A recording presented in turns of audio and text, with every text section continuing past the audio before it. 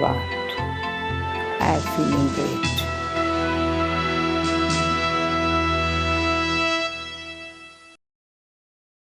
Hello my dear friends, welcome back to Godlywood Studio and welcome back to Light of Knowledge. As you know, we are moving from situations to situations and we are trying to see how far we can deal with situations without losing our peace of mind. Because sometimes it do happen. Even if we are prepared, still things come and we suddenly lose our peace of mind. So how can we deal with situations in such a way that we can move ahead in a smoother way? That is what we are discussing. Come, let us take the discussion further with Shreya Ben. Welcome to the studio, sister. Om Shanti. Sister, I would like to start today's episode with a very unhappy incident which I read in the newspaper today. There was an accident where a Delhi University professor was talking on the phone and driving, and she crashed into a 10-year-old boy and killed him instantly. I was thinking the boy happened to be there just to get something from the supermarket for his sister, and he is no more now. And the terrible state of mind, especially of his mother. So of course there were siblings, a sister and brother and the elder brother, I think. So now the younger one is gone.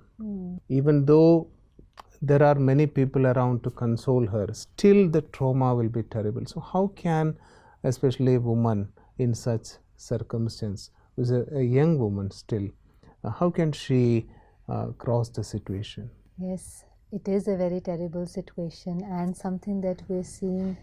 This is one of the incidents, but today we see newspapers are filled with such kind of incidents because they sometimes even call 21st century as the century of uncertainty. And it is something which is very terrible that 10 minutes ago you're with your child, you can't even dream that in next 10 minutes you will not see the child.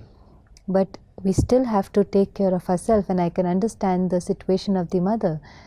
But in this very difficult situation also, we have to tell ourselves some truths that will help us to remain stable. And one of the truth here is that the child who died is actually a soul, is an energy. And as an energy, he has not died. Only the body, which is matter, and we all know the body is dead, the 5 elements are no more, but the energy has left this body and will very soon take another costume. So the first thing is he's not died. The soul has just changed the dress and the address. Sister, but still, of course, we have all read about this. Our Indian scriptures are full of teachings. And we mostly know all these things. Everyone is familiar with the term soul, and mostly everyone knows the soul leaves the body and takes another one. But still, I don't think it remains a theory in our mind. And the loss for the mother, how can we cope up with that loss just by telling her that, you see, even if she understands that, she have lost that beautiful smile and that conversations which she had, that care, everything she has lost. There are certain things that we can't control, and one of them is death. We all know. It's not a news to us. We all know that it is something that is going to happen one fine day. We all know that death is something which is inevitable, which will come to all of us. But yes, when somebody loses body in their old age, it is not so difficult. But when somebody loses in their young age, it is more of a trauma. And one of the reason is that we are attached to that soul. And when we are attached to somebody, we think we can possess them. We think we can hold on to them. And when there is that kind of attachment, it is something that we are also taking from them. We all think it is okay, but actually one fine day that very particular person leaves us, we experience a lot of pain. But sister, the bond between the mother and the child. So are you saying that there should not be an emotional bond between mother and child? No, there is an emotional, it's the most beautiful relationship. It is not possible that the mother and child will not have a beautiful bond. But is the bond between the mother and child of taking, or is the bond between mother and child of giving? And in most cases you see it is about giving. The mother is unconditionally giving to the child. The love, the respect, the acceptance, it is giving. The mother is always giving. She is just the embodiment of giving. And she has to play the same role even now. Because as the soul departs, the first thing we will say is, let his soul rest in peace.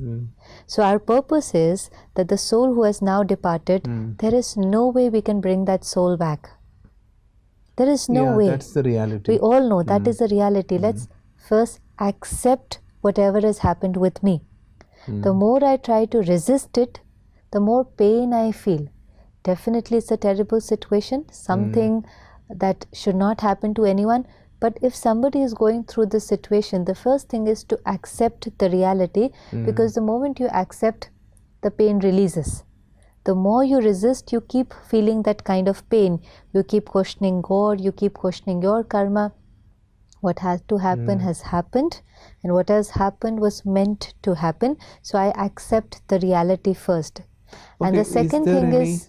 before going to the next one, is there any technique still when I'm thinking about it? Accepting itself is the hardest thing. Yeah. So how can I accept that my small child is not with me and he will not with me there? And I had a lot of aspirations, dreams about him. Everything is shattered. I wanted to see him as a doctor, maybe an engineer or whatever. And accepting is the hardest part. You're right. Even in sometimes, when they do all these workshops about de-addiction, and they say the first step is to accept that there is a weakness in you. Half the work is done when you accept that there is something wrong with you. There is this realization that you need to change, and half the work is done. So yes, acceptance takes time, but there is no technique to it. There is no technique to it. It is the reality, and the more power that you have, the willpower, the power from the Supreme, it becomes easier. It is just accepting the reality, accepting the truth. And when we are not accepting, we're just questioning. See, the acceptance is a feeling. It's a feeling where I tell, but the thought which is in my mind is, okay, this has happened and I cannot do anything about it. I can't change it. This was meant to happen. Now what should be my role? I'm still the mother. The bond is still between. The bond was never between two bodies. The bond is between the soul and the soul. There is energy exchange between the souls, not between the matter. There is no energy exchange between the matter. There is energy exchange between two beings, and the being is still there. The being is not just there in this costume, but the being exists and probably is now in the womb of a mother, ready to take another costume. So it's not that the being has died and you have no more relationship. Even now, whatever mother is going to think in form of energy is going to reach the child, because the child is still connected with the mother till now. So when I accept, it's more like not living in the past. See, it is all about now, like we discussed even before. It is when we are not aware of what we can do now, then we create more pain, and that pain reaches further to my child, the being now. So the first step, like you very rightly said, is acceptance, is to come into the present. The pain which I create in my mind now, because I think he is no more, yes, it will reach that soul. It will, because the connection is still there. The child, that being is still connected to the mother, and everything I'm going to think... So let me ask you very clearly, that soul who is departed, is she still thinking about his mother, or... The soul yet has not taken birth. So till the soul takes birth and the intellect develops, is not going to be affected so much by that environment. Initially the soul is still connected to the environment which the soul has left behind. And that's why when you see a little child, you sometimes see that he just starts crying. He just starts laughing. There's a smile on his face. And at times you try to make him laugh, but he is not laughing. And suddenly, you're just doing something else and he's laughing. So because there's a lot of memories. See, it is the past memories. it is the past memories, because soul is carrying all the past memories. And for the initial period when the soul is in the womb of the mother, and for some time it's more connected to the past than to the present or to the future. Gradually, when the soul is going to develop the intellect and the mind, and it will be influenced by its environment, it will forget everything. Like we talked about how we see a movie today, we remember for a day, for a two. Then we see another movie, this movie takes a back seat. Then we see another, this takes another back seat. So as the information from the outside world is going to come in, I am going to be more influenced by this information, and the other memories are still there in my soul. That is the reason why they have this regression therapy these days. The whole idea of the whole science of regression therapy is used a great deal, because if you can't heal something, sometimes you feel there is ache in your body. I read this incident where it was this lady had a lot of backache, and after many tests also, the doctors realized that everything is perfectly all right, there is nothing wrong, all x-rays and every report was fine, but still she could feel the pain. So then somebody suggested, why don't you go for this regression therapy, where they kind of hypnotize you and take you back in the previous birth. And this is a science, it's a medical science, and they treat you with this method. So when they took her back, they realized that in her previous birth she had died in a car accident, and the door of the car had fell on her back, and she had experienced a very deep pain when she left the body. And that memory of the pain was so deeply entrenched in her mind that even after taking a rebirth, even after taking another birth, she was still, she could still feel that pain. So the memories are still there. The memories are still there in that soul when the soul departs and take another body. I mean to say that memory will linger in the soul for many years. For how many years? 10 years, 20 years? See, it's almost like whatever is getting recorded cannot get deleted.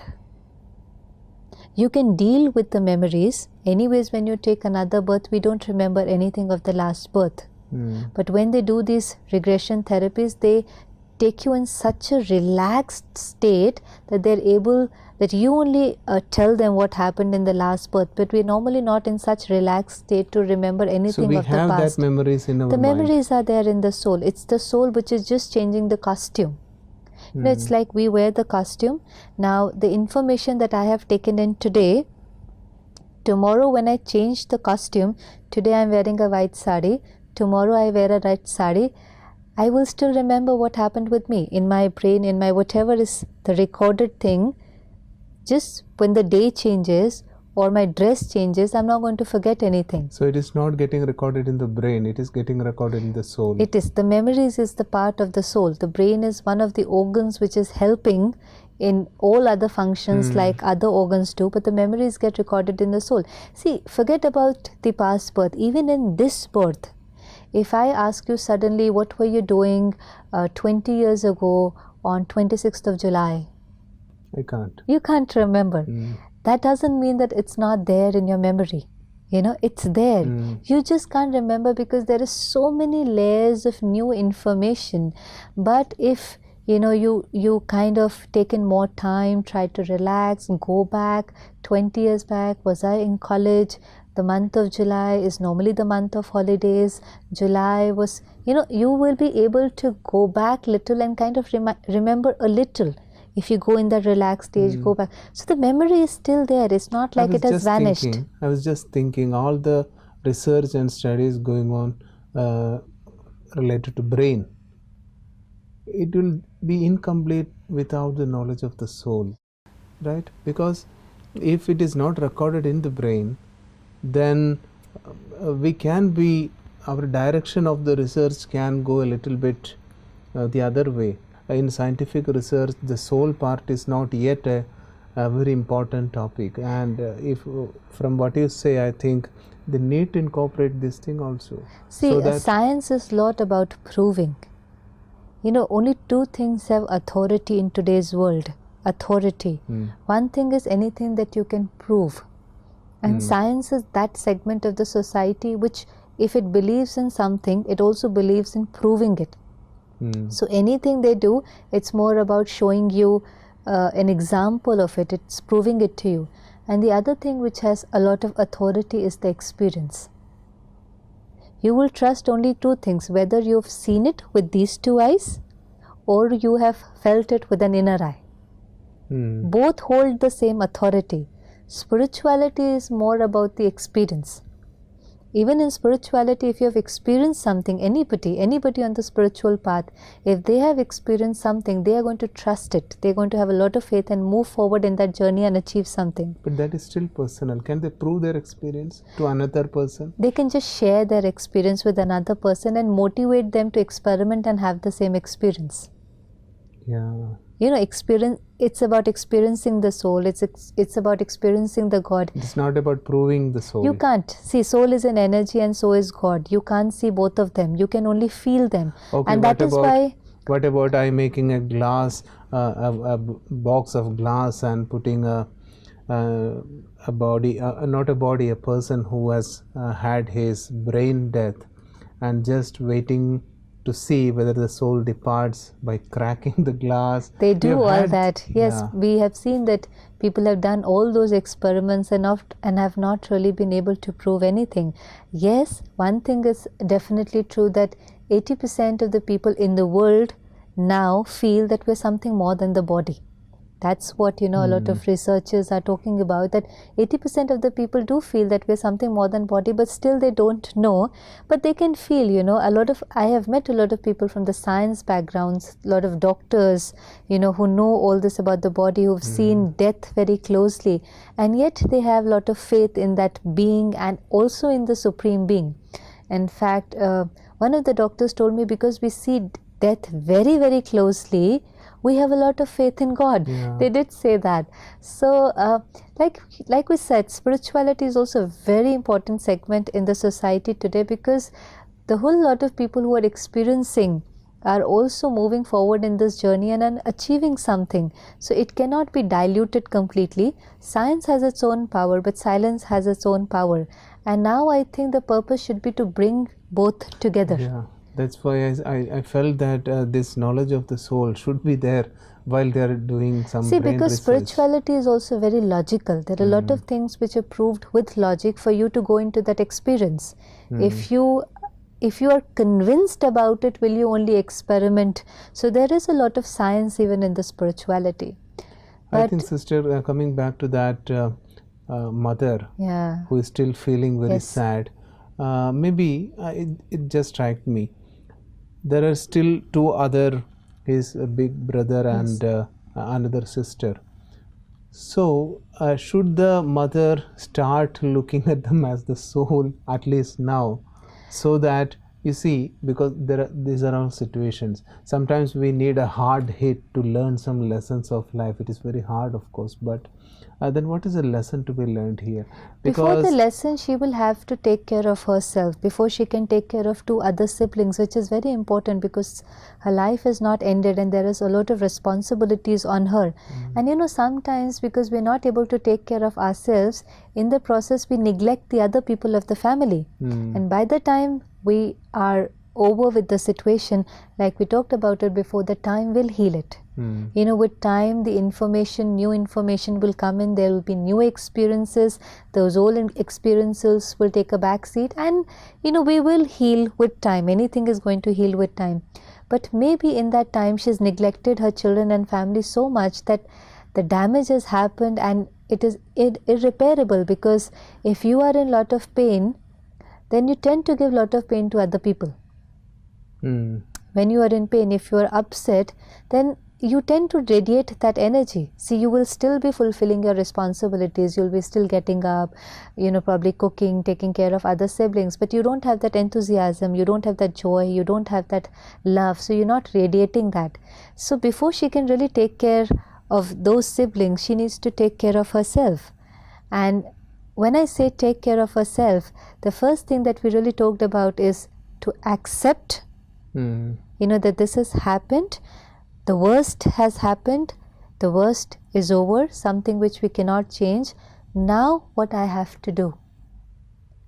And when we talk about what I have to do, we realize that the connection between the soul is still there, and everything I'm going to think in form of vibration is going to reach the soul. So I will have to be very careful about what I think for that soul. It's like if somebody is departing on a journey. Your child is going to study somewhere. Your child is going to boarding school for 4 months. You do feel, the relationship is so close, you would want that he should always stay at home, but yet you understand that he has to go to the boarding school to study. So how is that last moment? How do you let the child go? You allow the child to go, you wave him goodbye, and you tell him to have a very good 4 months and make the most of it. That's how it's supposed to be done. Sometimes, because I have been in a boarding school, and sometimes I have seen the mother is crying and the child is crying, and when they leave, from days after that, the child is not able to come out of it. The pain is too much, and when the pain is too much and is not able to come out of it, how do you think he can concentrate on the present and be productive? So a mother who is very strong will make sure when she leaves this child, lot of good energy, lot of positive energy. She will allow the child to depart by giving him lot of enthusiasm, love, joy. It doesn't mean she doesn't love the child. It's not that. It is because she loves the child, she allows him to go happily so that he can make the most of those 4 months and come back with a new strength. Maybe, sister, all our parents, if they can learn a little bit about the soul and how to be detached, looking at them as a soul, all these things which you said, maybe that should be a part of, even, I don't know, that should be a part of the curriculum, I think, because nobody is taught how to become a good parent, which is the hardest role to play sometimes. So I think when these things are taught, the awareness is there, maybe then these trauma, because anyway a mother or a father knows their child should live in the world on their own. So if that aim is in their mind, then they can steer the attitudes of the child. The knowledge is there, the awareness is not there. What you said, the awareness is there. Actually, the knowledge is there, but the awareness is not there. So we need to build in that awareness to be in that constant reminder. I think then these problems which small children face when they have to leave their parents away from home, this emotional melodrama which is happening, all these things can be dealt with in a more matured manner. If the parents do a little bit of study. I hope all our parents are watching this as we are talking. Can we have a 2-minute meditation on this soul part which you said? Let's take a moment. And in this moment, I completely detach myself from the material world. And I realize that I am a soul, being of energy. This body is my costume. And as this costume is made up of 5 elements, it will get merged in 5 elements. But I am the energy. And as energy can neither be created nor be destroyed, I take another costume and another costume. I am the immortal being.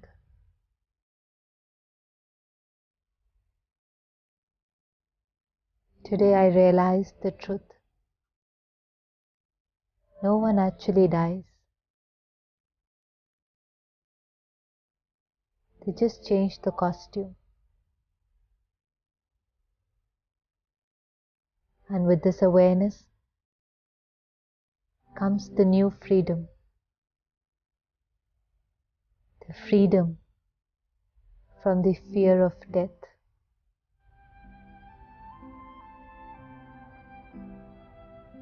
Om Shanti. Thanks a lot, sister. I think these sessions of meditations, if you do it again and again, maybe it will help us to put things in the right perspective and see such terrible incidents in a more, I don't know, in a relaxed way or even more detached way. And such trauma can be dealt with. Thanks a lot for sharing. Om Shanti.